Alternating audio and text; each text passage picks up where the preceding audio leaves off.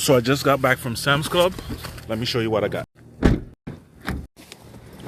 We got some flanking style short ribs, some prime ribeyes marked down, and 2 briskets.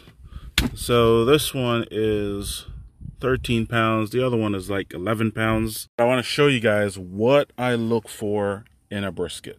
And no, the brisket doesn't have to bend or fold. I'm almost always gonna buy choice. 13 to 15 pounds, that's kind of the sweet spot.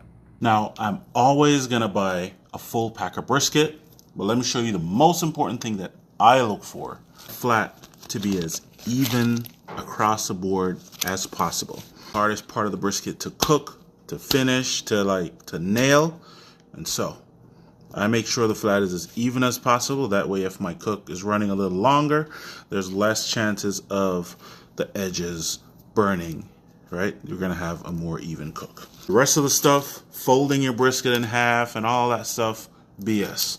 Small decal, not too much fat on here. There's a little hump right here, but that's cool.